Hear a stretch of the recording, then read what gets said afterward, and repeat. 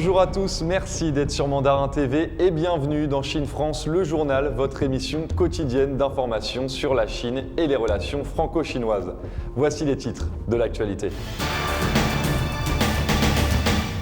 Dans l'Himalaya, les tensions s'apaisent entre la Chine et l'Inde. Beidou déploie des services de taxi autonomes. Hong Kong, un diamant de 102 carats, bientôt aux enchères. Problème technique dans les montagnes russes d'un parc d'attractions, une dizaine de touristes la tête en bas pendant plus d'une heure. Et pour finir ce journal, deux enfants issus d'une famille franco-chinoise nous racontent leurs vacances d'été un peu particulières cette année.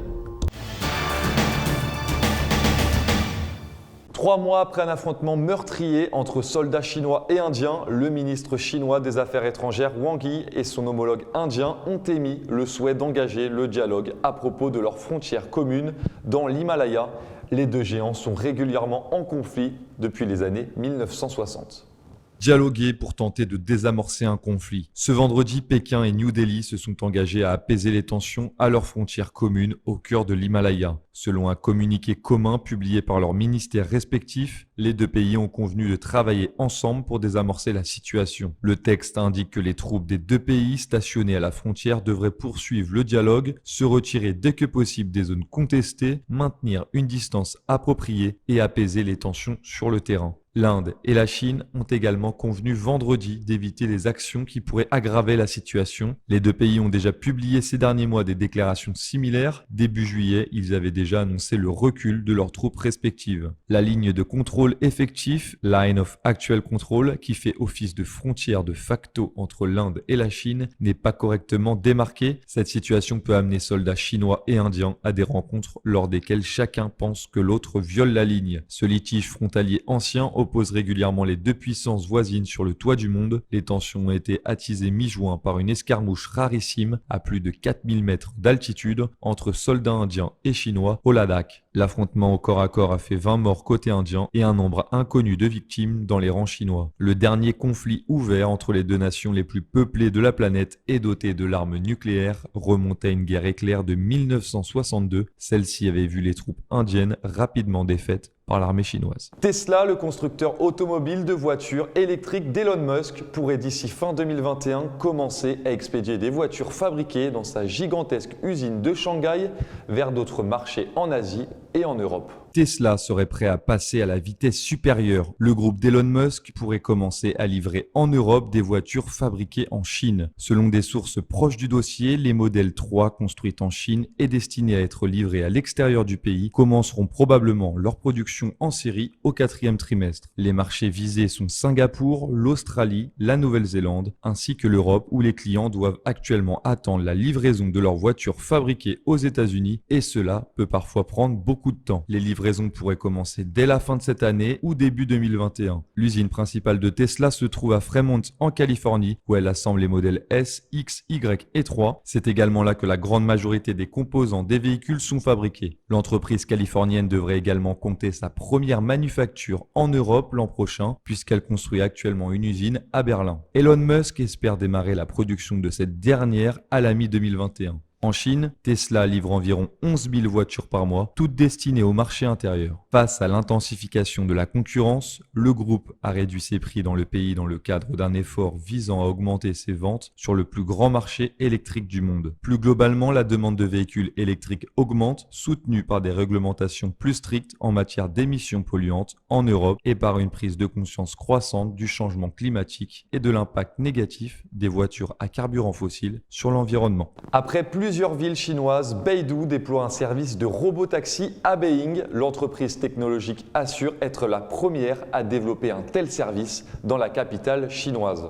Beidou accélère du côté de la conduite autonome. Le géant technologique chinois a annoncé jeudi 10 septembre 2020 déployer son service de robot taxi Apollo Go Robotaxi à Pékin et devenir ainsi le premier à proposer un tel service dans la capitale chinoise. Baptisé Apollo Go Robotaxi, il couvre un réseau routier de 700 km et comporte une centaine de points d'arrêt dédiés à déposer et ou récupérer des passagers. Les districts résidentiels et d'affaires de Yeouiong, Haejeon et Chunwi sont desservis par ce service qui comprend une flotte de 40 véhicules autonomes. Si Beidou ne le précise pas, il est fort probable qu'un agent de sécurité soit présent dans le véhicule pour en reprendre le contrôle en cas de besoin. Pour bénéficier de ce service, il faut s'enregistrer sur Beidou Maps ou sur le site internet Apollo. Quelque temps seulement après avoir officiellement terminé son système dédié à la conduite autonome, Beidou a commencé à déployer ses premiers services de robotaxi. Avant Pékin, le géant technologique chinois a déjà lancé Apollo Go Robotaxi dans les villes de Changsha et Changzhou dans le courant du mois d'août. En parallèle, Beidou travaille à utiliser sa plateforme de conduite autonome ACU pour alimenter un système de parking autonome Apollo Valet Parking dont le but est de permettre aux véhicules de se garer de manière autonome puis de revenir au point de dépose lorsque le conducteur le demande.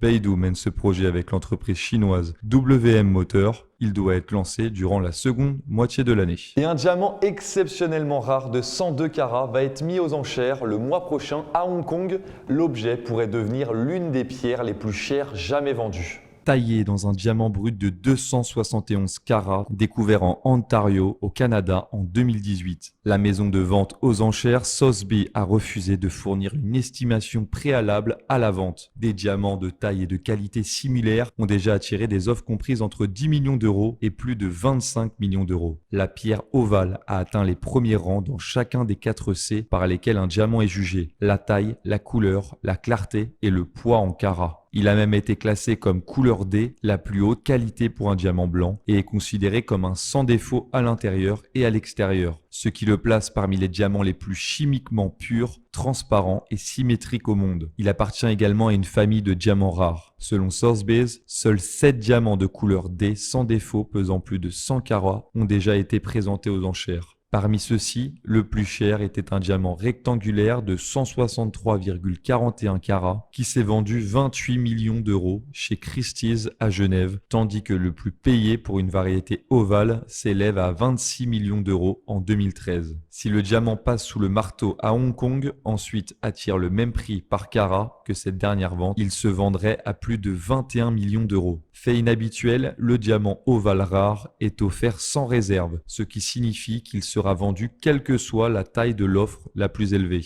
Les enchères s'ouvriront en ligne à partir du 15 septembre et la vente se conclura lors d'une vente aux enchères en direct à Hong Kong le 5 octobre. En attendant, l'article devrait être exposé sur rendez-vous uniquement à Beijing, Shanghai, New York et Taipei. Dans un communiqué de presse, le président mondial des bijoux de Sotheby's, Gary Schuller, a déclaré qu'il était difficile de surestimer la rareté et la beauté de la pierre. La présidente de Sotheby's Asia, Patty Huang, a quant à elle exprimé sa confiance dans la vente malgré les défis posés par la pandémie de Covid-19, dans ce qu'elle a appelé des mois profondément transformateurs pour le marché des enchères. Le 5 septembre au Wuxi, dans la province du Jiangsu, en Chine, des dizaines de visiteurs se sont retrouvés suspendus pendant plus d'une heure, la tête en bas, sur des montagnes russes défectueuses dans un parc d'attractions. Ces amateurs de sensations fortes en ont eu pour leur argent. Alors qu'ils avaient la tête à l'envers, l'attraction s'est brusquement arrêtée suite à un dysfonctionnement. La panne a eu lieu au pire moment, les laissant tête à l'envers, bloqués au milieu de la plus haute courbe de l'attraction. 1 heure de cauchemar dans cette position inconfortable qui leur a semblé interminable. Heureusement, aucun touriste n'a été blessé à la suite de la panne dont l'origine reste encore à déterminer. Les vidéos de ces visiteurs effrayés bloqués sur le rail sont devenues virales sur les réseaux sociaux. Une personne sur place raconte qu'elle a failli aller dans le grand 8 rouge qui a eu le problème. C'est terrifiant, ils sont restés suspendus dans le vide pendant plus d'1 heure. La direction du parc s'excuse pour la gêne occasionnée et explique que le personnel sur place a immédiatement activé le plan d'urgence et fait en sorte que les touristes bloqués quittent la zone de manière sûre et ordonnée. Le parc a présenté ses excuses pour l'incident et a promis d'améliorer la qualité de ses services. Et pour finir ce journal, nous nous rendons à Beijing à la rencontre d'une famille franco-chinoise qui nous raconte leurs vacances un peu particulières cette année. En plein mois d'août, aujourd'hui c'est le cours de ski sur tapis pour Miley. Son objectif, apprendre le snowboard.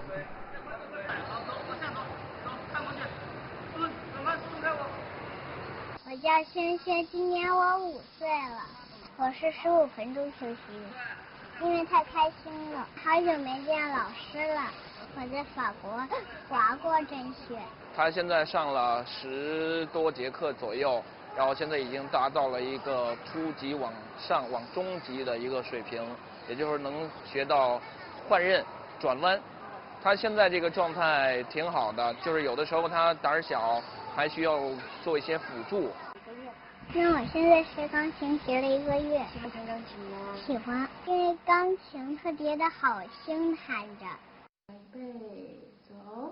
哆来哆咪哆二，哆二三，哆二三，哆二来。背齐，小青蛙，呱呱呱。好，齐，大嘴巴，呱呱呱。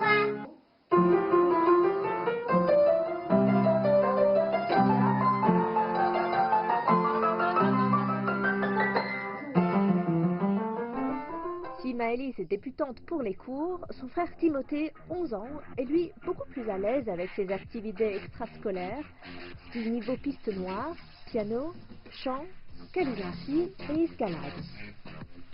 大概攀岩过10几次，我觉得攀岩很刺激，然后呢也很有那个成就感，每次够到最上边的那个石头，就会感觉自己又进步了一些。跳的那一瞬间很害怕，但是呢，其实跳下来的时候它是很慢的，你只要有跳下来的技巧就行。Issus d'une famille franco-chinoise, Maëlys et Timothée ont été inscrits par leurs parents dans une dizaine de cours et activités cet été, des vacances qui avaient été prévues différemment. En fait, on devait partir en mois d'août. J'avais déjà réservé en France un gîte et on a tout annulé. C'est particulier cette année et on l'accepte. Non, les enfants ils s'en rendent pas compte. Si Maëlys et Timothée ils veulent voir leur grand-mère française, et on leur dit que c'est pas possible. En fait, ils sont en mode de vacances à partir de mars. Mais les enfants s'adaptent très vite. Et à part les cours organisés par l'école et par le gouvernement, et nous, les parents, on les inscrit sur les cours de loisirs. Les pianos, calligraphie, le dessin, le chant, le ski, snowboard, le chinois. Pour la petite, oui. Ouais, le chinois, apprendre le pinyin. Oui. Ouais, les maths aussi, ouais, anglais. Ouais. Eux, ils me parlent en chinois et moi, je leur réponds en français. Et on se comprend parfaitement, il n'y a pas de problème. Et Timothée parle bien français, il y a encore Maëlys, il faut que ça se débloque, mais ça va... Comme Timothée, ça va aller après. L'été de cette famille ressemble à celui de bien d'autres de la classe moyenne en Chine, mais avec quelques différences.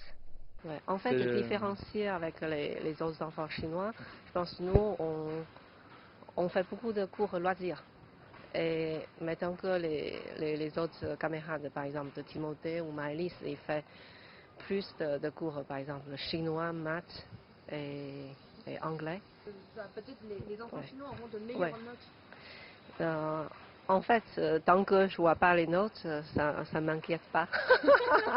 Non, tant que tu vois que les notes elles baissent pas. Ouais. Parce que si les notes elles baissent, bah là on va prendre des cours. Ouais. Non, ouais. Là Timothée il y a des bonnes notes.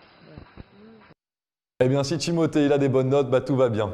Et c'est déjà le moment pour nous de nous quitter. Merci pour votre fidélité et à demain. Excellente journée ou soirée sur Mandarin TV.